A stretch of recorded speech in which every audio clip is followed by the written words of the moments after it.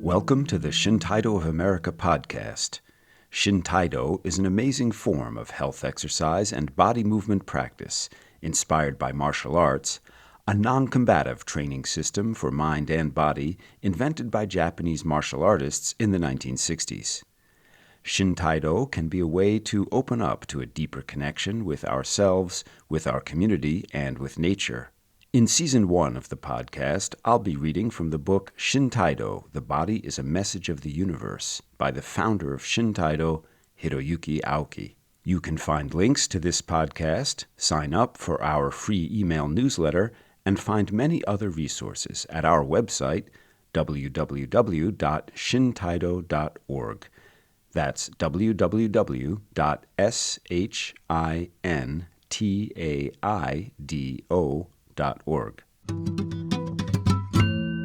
Hi, welcome to Episode 11 of the Shintaido of America podcast. I'm Shintaido instructor David Franklin. Imagine that you are being invited to join a series of trainings or practices that are described like this. People joining this training have to put their house in order before each practice, as if they might not return. Our purpose is to discover our physical limits and the threshold of the unknown world, which begins at the end of our psychological strength. These were the conditions for the people who invented Shintaido, the Rakutenkai group, which was formed under Hiroyuki Aoki's leadership in 1965.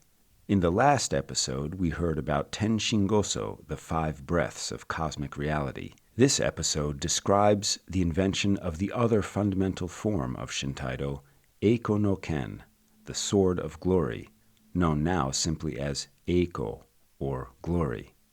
Okay, ready? Here we go.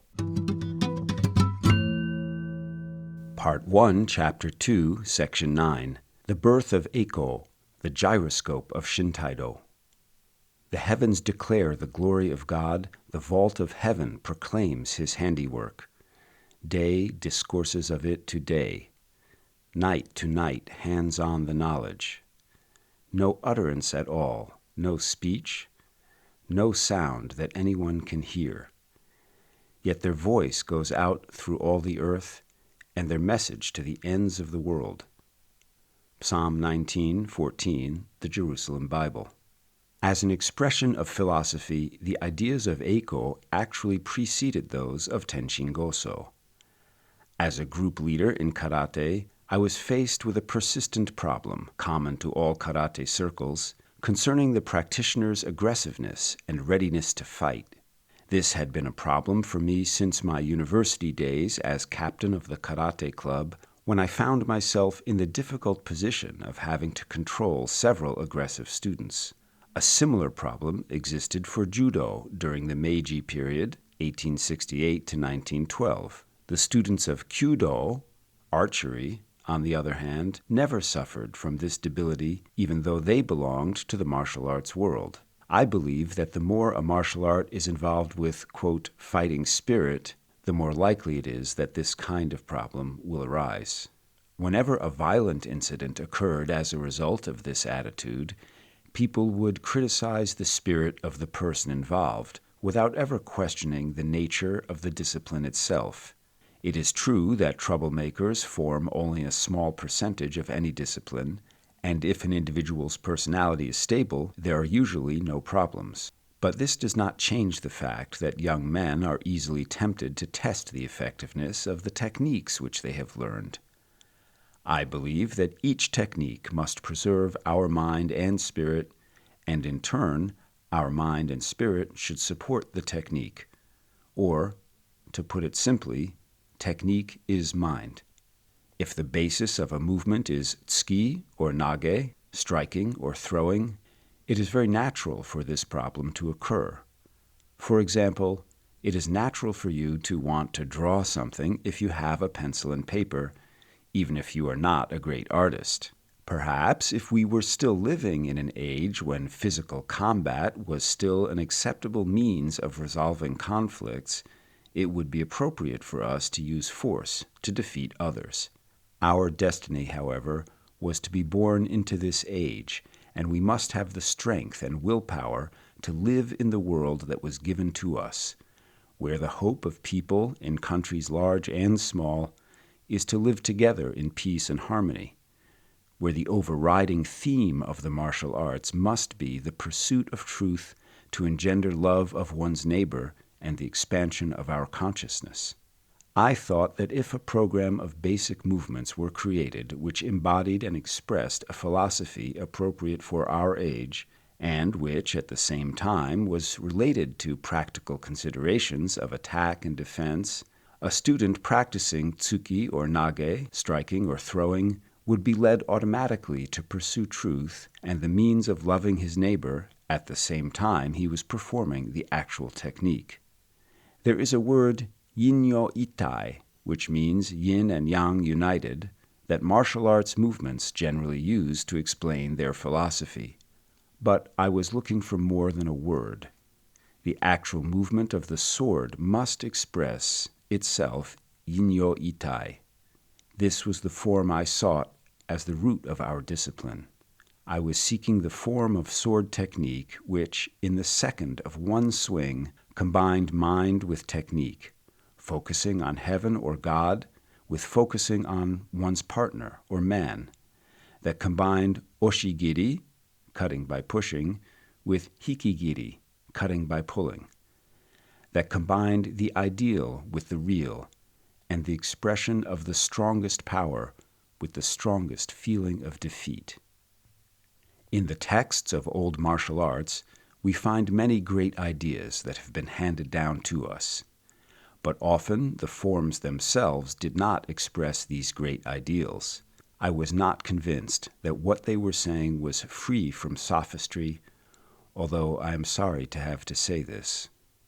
This attitude may have come from my theatrical and artistic studies. In the world of artistic expression, there is one uncompromising rule. It says that if it is not expressed, it does not exist. If an accomplished actor who is trained diligently and is possessed of a beautiful mind plays a role in a play, everything he does looks beautiful. Inasmuch as he is performing for the public, his role must be presented in such a way that the audience cannot criticize by saying, "We do not understand, make it clearer." I wanted this form to convey its meaning exactly.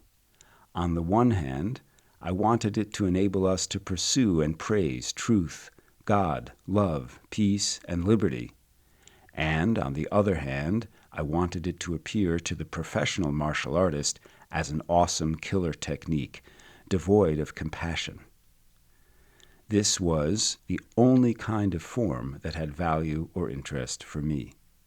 In September 1965, we formed a special group of 27 martial artists called Rakutenkai, and we practiced almost every day.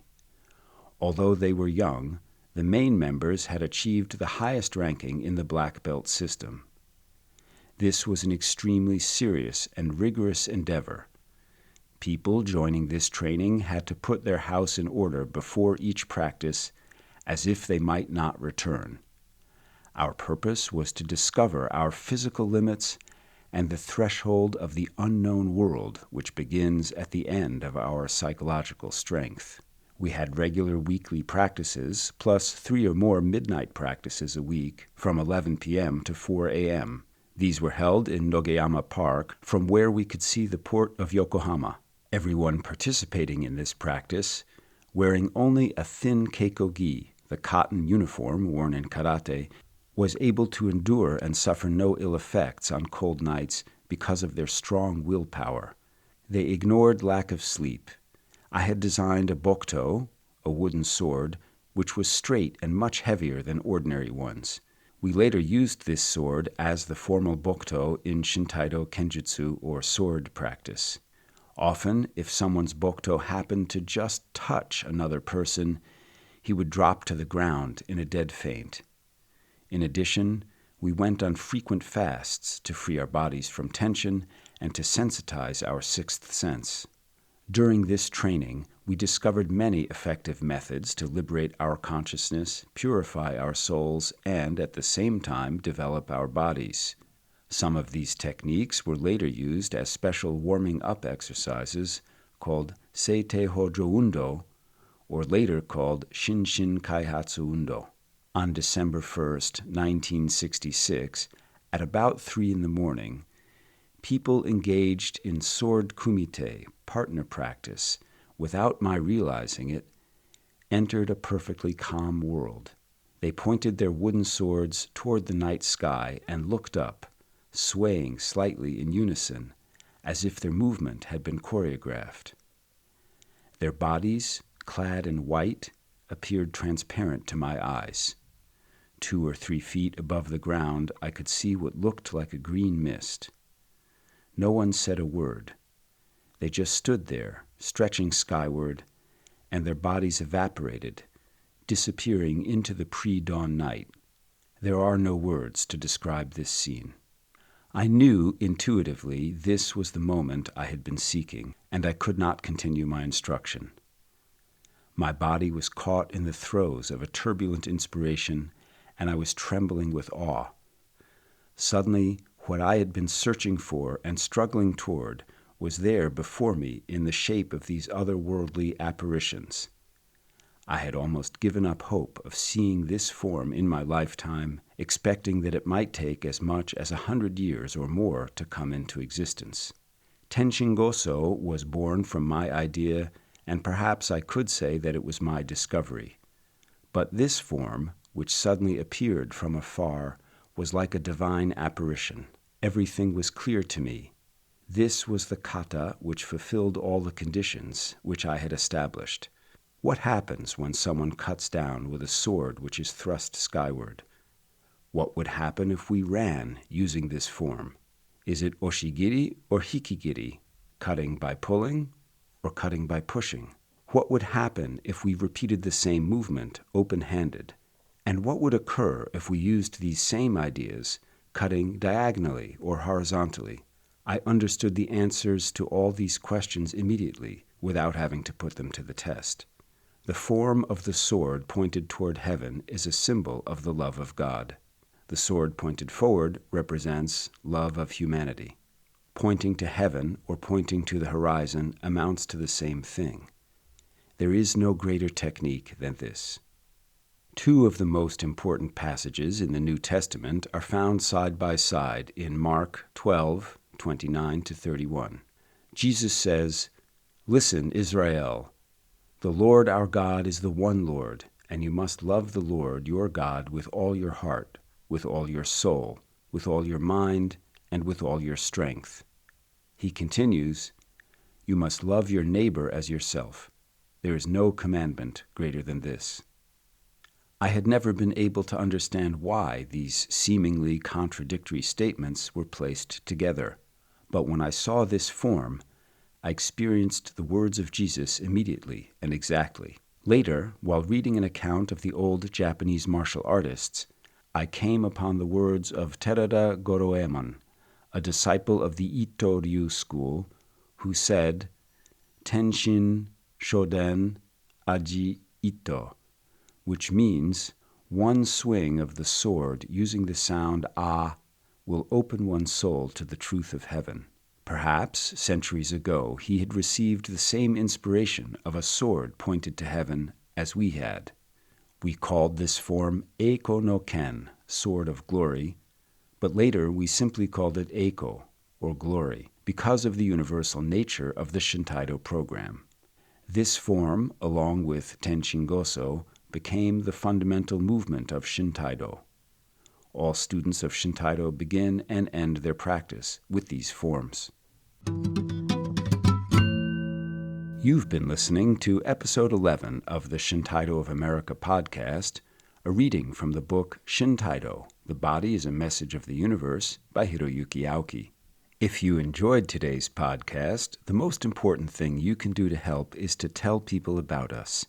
Share the podcast on your social media and give us a good rating on whatever platform you're using to listen to this. Shintaido of America is a member-supported nonprofit organization, and there are many ways to support our truly micro-budget production of educational materials And I really mean that. We produce a huge amount of content on volunteer power, but some things just require a few bucks in the bank. So make a donation or become a member of Shintaido of America. You can do that and sign up for our free email newsletter and also find all kinds of free educational resources at our website, www.shintaido.org. That's www.shintaido.org. That's whiskey.Sierra Hotel India November, Tanga Alpha India, Delta Oscar, Oscar Romeo Golf. You can also find us on Instagram, on Facebook, and on YouTube by searching for Shintaido of America, and our email address is podcast@shintaido.org.